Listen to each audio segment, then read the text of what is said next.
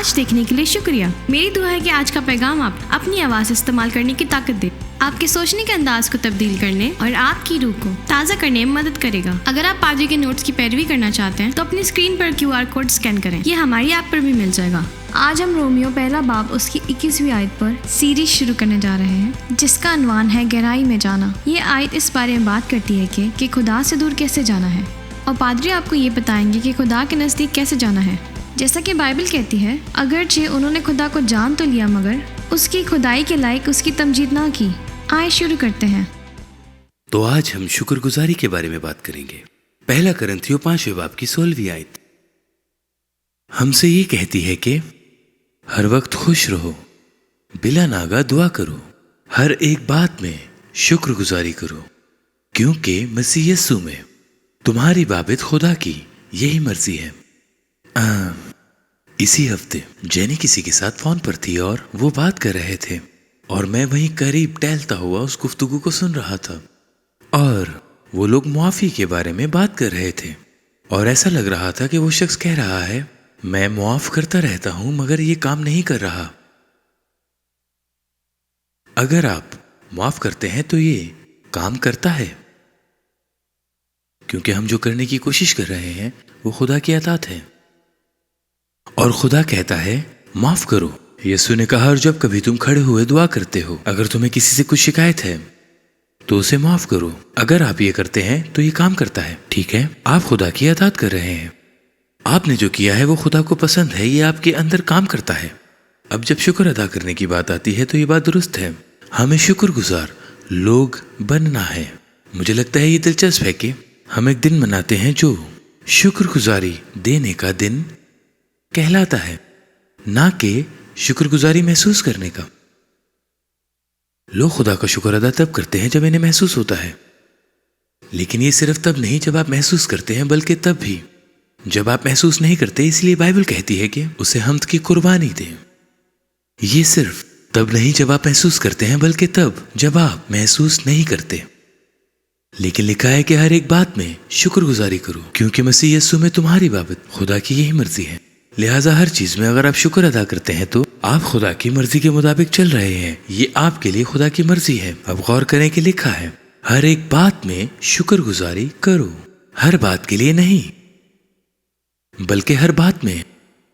یہ زبور 69 میں جہاں یہ لکھا ہے میں گیت گا کر خداوند کے نام کی تعریف کروں گا اور شکر گزاری کے ساتھ اس کی تمجید کروں گا، اور شکر گزاری کے ساتھ اس کی تمجید کروں گا۔ لفظی طور پر کیا ہوتا ہے جب ہم خدا کی شکر گزاری کرتے ہیں کہ خدا نے ہماری زندگی میں کیا کیا ہے، تو اس کی تمجید ہوتی ہے۔ اب اگر میرے پاس میگنیفائنگ گلاس ہے اور میں کسی چیز کو دیکھتا ہوں تو وہ چیز بڑی نہیں ہو جاتی، وہ میرے لیے واضح ہو جاتی ہے۔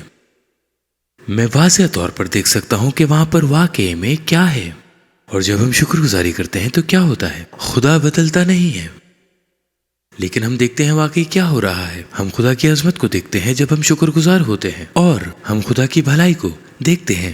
تو اس نے کہا میں شکر گزاری کے ساتھ خدا کی تمجید کروں گا۔ ہم خدا کی عظمت کو دیکھنا شروع کر دیتے ہیں، ہم خدا کی بھلائی کو دیکھنا شروع کر دیتے ہیں۔ ہم یہ دیکھنا شروع کر دیتے ہیں کہ جب ہم خدا کی بڑائی کرتے ہیں تو وہ ہم سے کیسا پیار کرتا ہے۔ اور مجھے لگتا ہے کہ یہ خاص طور پر ہمارے ماضی کے بارے میں بات کر رہا ہے جو ہمارے ساتھ ہوا ہے، یہ اس بارے میں بات کر رہا ہے جو ہم میں ہو چکا۔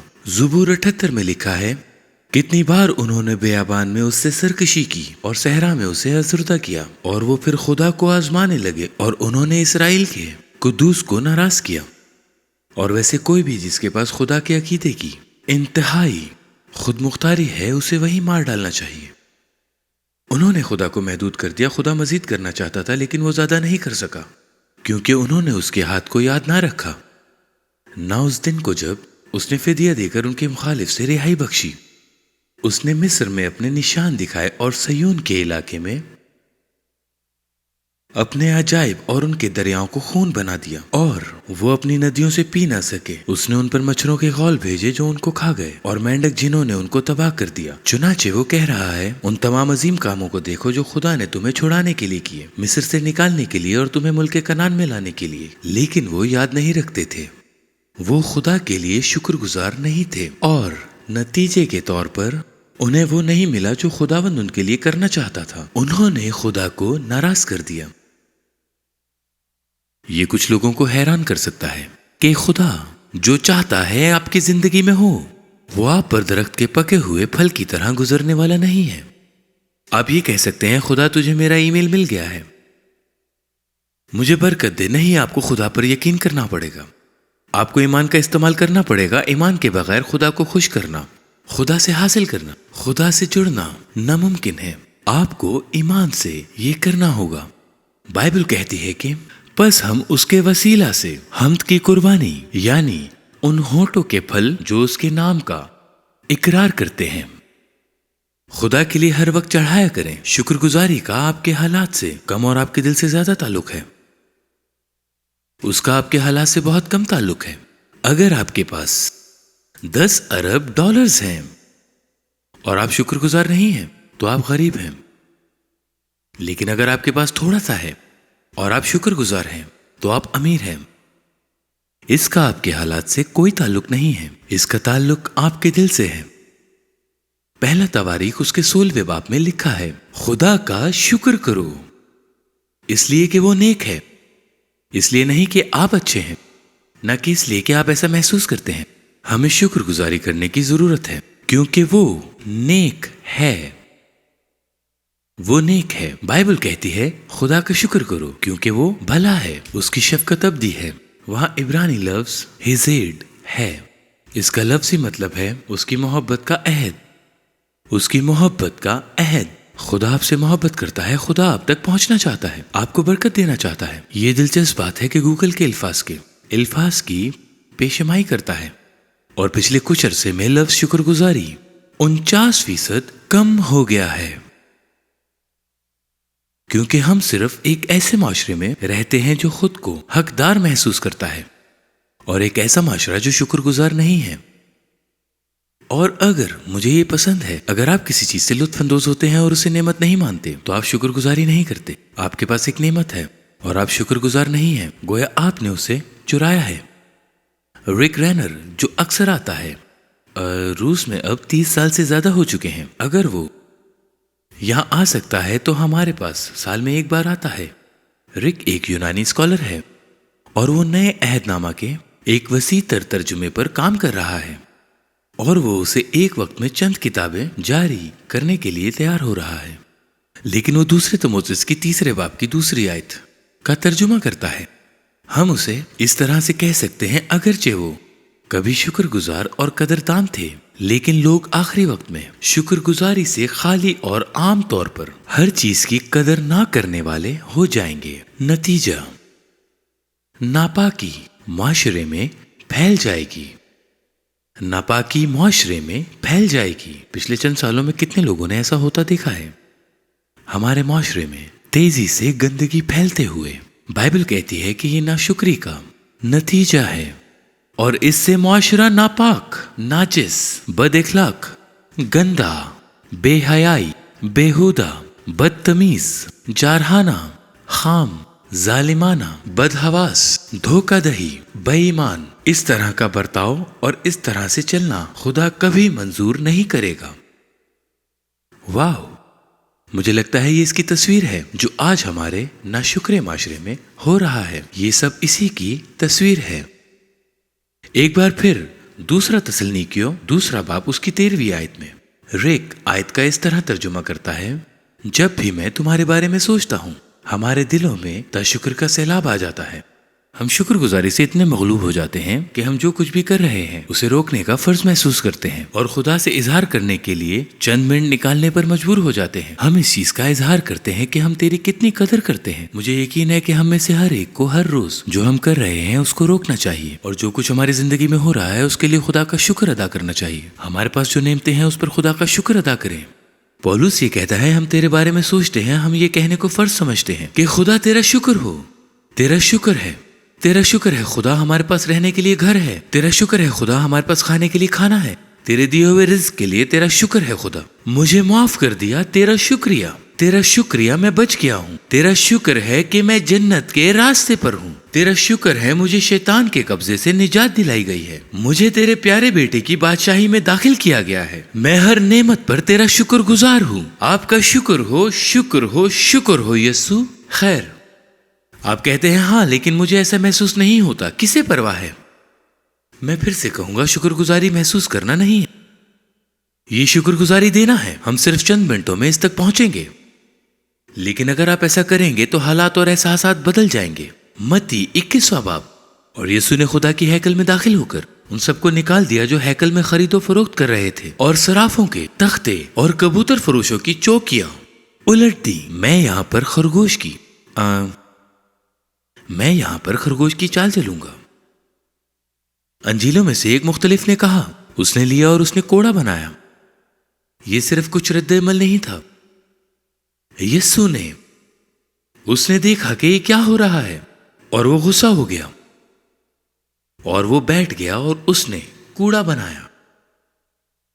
मुझे कोड़ा बनाने में चंद मिनट दें। और फिर उसने कोड़ा लिया और उसने सराफों को बाहर निकाल दिया। हमें ये समझने की जरूरत है कि ये एक रास्तबाज खुदाई अजाब है। ठीक है, बेदीन चीजों पर नाराज होना गलत नहीं है, ये सही है। ये बिल्कुल गलत नहीं बल्कि सही है। यीशु इस सब को देखकर गुस्सा था और उनसे कहा, लिखा है मेरा घर दुआ का घर कहलाएगा, मगर तुम उसे डाकुओं की खो बनाते हो। और अंधे और लंगड़े हैकल में उसके पास आए और उसने उन्हें अच्छा किया। लेकिन जब सरदार काहिनों और फिकियों ने अजायब कामों को जो उसने किए और लड़कों को हैकल में इब्ने दाऊद को होशाना पुकारते देखा तो खफा होकर कहने लगे, तो सुनता है ये क्या कहते हैं? यीशु ने उनसे कहा, हाँ, क्या तुमने ये कभी नहीं पढ़ा कि बच्चों और शीरख्वारों के मुंह से तूने हम्द को कामिल कर दिया। बच्चों और शीरखारों के मुंह से तूने हम्द को कामिल कर दिया। यीशु दरअसल पुराने अहदनामा से ज़बूर 8 से हवाला दे रहा है। लिखा है, तूने अपने मुखालिफों के सबब से बच्चों और शीरख्वारों के मुंह से कुदरत को कायम किया, ताकि तू दुश्मनों और इंतकाम लेने वालों को खामोश कर दे। दुश्मनों और इंतकाम लेने वालों को।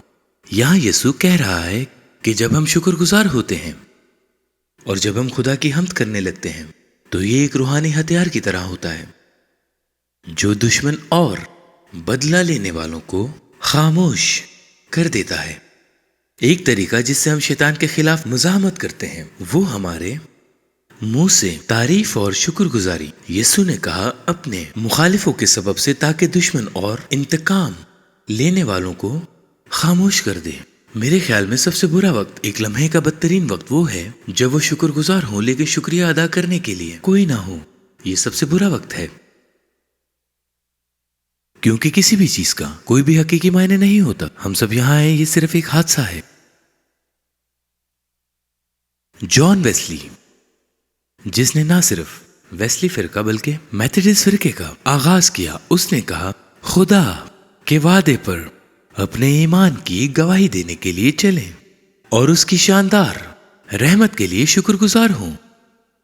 अपनी और भाइयों की हौसला अफजाई करें अपने दुश्मनों पर दहशत फैलाने के लिए। अब आपके दुश्मन इंसान नहीं है। हमारा दुश्मन शैतान और शैतानी ताकत है। लेकिन उसने कहा, हम क्या करते हैं जब हम चीखने लगते हैं, हम खुदा का शुक्र अदा करने लगते हैं। वो कहता है, तुम अपने दुश्मनों पर दहशत फैलाते हो।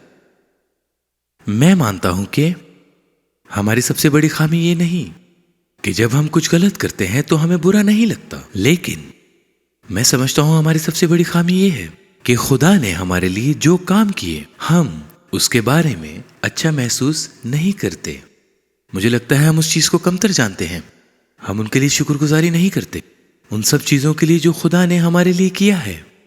दूसरा तवारीख उसके 20वें बाब में हम इसराइल के बादशाह यहोशाफात को देखते हैं कि 3 दुश्मन कौमें उनके खिलाफ आ रही हैं और लफ्जी तौर पर यह उन पर चोरी छुपे एक हमला है। वो अगली सुबह उनकी दहलीज पर होंगे। वो लोगों को इकट्ठा करता है, वो दुआ करते हैं, वो लोग खुदा को ढूंढते हैं। लिखा है, और वो सुबह सवेरे उठकर दश्त तकू में निकल गए। ये वो जगह है जहां दुश्मन जाहिर होने वाला था। और उनके चलते वक्त यहोशाफात ने खड़े होकर कहा, اے یہودا اور یروشلم کے باشندوں میری سنو، خداوند اپنے خدا پر ایمان رکھو تو تم قائم کیے جاؤ گے۔ یہ آپ کے لیے اور میرے لیے سچ ہے، خداوند اپنے خدا پر ایمان رکھو تو تم قائم کیے جاؤ گے۔ اس کے نبیوں کا یقین کرو تو تم قائم ہوگے۔ اور جب اس نے قوم سے مشورہ کر لیا تو ان لوگوں کو مقرر کیا جو لشکر کے آگے آگے چلتے ہوئے خداوند کے لیے گائیں اور حسن تقدس کے ساتھ اس کی حمد کریں اور کہیں کہ خداوند کی شکر گزاری کرو کیونکہ اس کی رحمت ابدی ہے۔ تو آپ کو دکھ گیا ہے، وہ جنگ میں گرین بیرٹ یا نیوی سیلز کو نہیں بھیجتے ہیں، وہ حمد کرنے والوں کو بھیجتے ہیں، اور وہ خدا کی حمد کر رہے ہیں، خدا کا شکر ادا کر رہے ہیں، وہ اس کی رحمت کے لیے بول رہے ہیں۔ لفظی طور پر ایک بار پھر یہ اس کی محبت کا عہد ہے جو ہمیشہ قائم رہے گا۔ جب وہ گانے اور حمد کرنے لگے تو خدا نے بنی عمون اور مواب اور کوہ شیری کے باشندوں پر جو یہودا پر چڑھے آ رہے تھے کمین والوں کو ہٹا دیا، سو وہ مر گئے۔ آپ دیکھتے ہیں کہ وہ حمد کرنے لگے، وہ شکر ادا کرنے لگے، اور خدا ان کے لیے دشمن کو شکست دیتا ہے، ان کے دشمنوں کو شکست ملی۔ میں جانتا ہوں کہ یہ ایک تصویر ہے جو خدا آپ کے لیے اور میرے لیے کرنا چاہتا ہے۔ ہماری زندگی میں دشمن ہو سکتے ہیں، لیکن جب ہم خدا کی تعریف کرنے لگتے ہیں تو خدا ظاہر ہوتا ہے۔ یسوع نے کہا کہ یہ دشمنوں اور بدلہ لینے والوں کو خاموش کر دیتا ہے۔ خدا منظر پر ظاہر ہوتا ہے۔ پولس اور سیلاس خوشخبری کی تبلیغ کر رہے ہیں، یہ اچھی طرح سے موصول نہیں ہوا۔ در حقیقت وہاں ایک بدرو گرفتہ لڑکی ہے، وہ لڑکی کو بچاتے ہیں اور اس کے نتیجے میں انہیں کوڑے مارے جاتے ہیں اور جیل میں ڈالا جاتا ہے۔ بائبل کہتی ہے کہ ان کے ہاتھ اور پاؤں کاٹ میں ہیں۔ یقیناً انہوں نے بہت بڑی غلطی کی۔ انہوں نے سوچا کہ انہیں جیل کی کوٹڑی میں ڈال کر اور ان کے ہاتھ اور پاؤں کاٹ میں ڈال کر انہوں نے انہیں خاموش کر دیا ہے، لیکن انہیں ان کے منہ پر ٹیپ لگانا چاہیے تھا، کیونکہ بائبل کہتی ہے کہ آدھی رات کو۔ لیکن میرے خیال میں یہ آپ کی زندگی کی ایک آدھی رات کی تصویر ہے جب سب کچھ غلط نظر آتا ہے۔ یہ ہماری زندگی کی آدھی رات کی تصویر کے طور پر ہے۔ آدھی رات کے قریب پولس اور سیلاس دعا کر رہے اور خدا کی حمد کے گیت گا رہے تھے، اور قیدی سن رہے تھے کہ یکایک بڑا بھونچال آیا، یہاں تک کہ قید خانے کی نیو ہل گئی، اور اسی دم سب دروازے کھل گئے اور سب کی بیڑیاں کھل پڑی۔ آپ خدا کی حمد کرنا شروع کر دیتے ہیں، آپ شکر گزاری شروع کر دیتے ہیں، اور اس کے نتیجے میں کیا ہوتا ہے؟ لوگ چھٹ جاتے ہیں، آپ آزاد ہو جاتے ہیں، یہاں تک کہ آپ کے آس پاس کے لوگ بھی آزاد ہو سکتے ہیں۔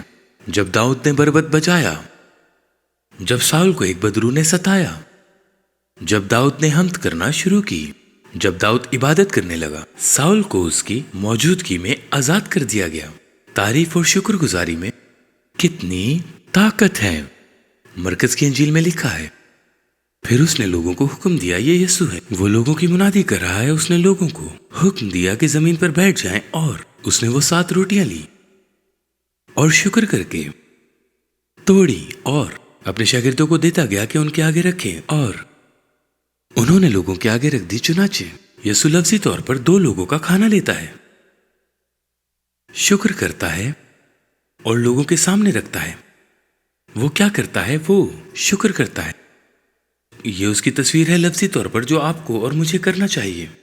جب آپ اور میرے پاس کھانے کے لیے کچھ ہو، ہمیں شکر ادا کرنا چاہیے۔ لکھا ہے 1 تموتھیوس 4 باب، یہ لوگ بیاہ کرنے سے منع کریں گے، یہ کرنا غلط کام ہے، یہ لوگ بیاہ کرنے سے منع کریں گے اور ان کھانوں سے پرہیز کرنے کا حکم دیں گے جنہیں خدا نے اس لیے پیدا کیا کہ ایماندار اور حق کے پہچاننے والے انہیں شکر گزاری کے ساتھ کھائیں، کیونکہ خدا کی پیدا کی ہوئی ہر چیز اچھی ہے اور کوئی چیز انکار کے لائق نہیں بشرطے شکر گزاری کے ساتھ کھائی جائے، اس لیے کہ خدا کے کلام اور دعا سے پاک ہو جاتی ہے۔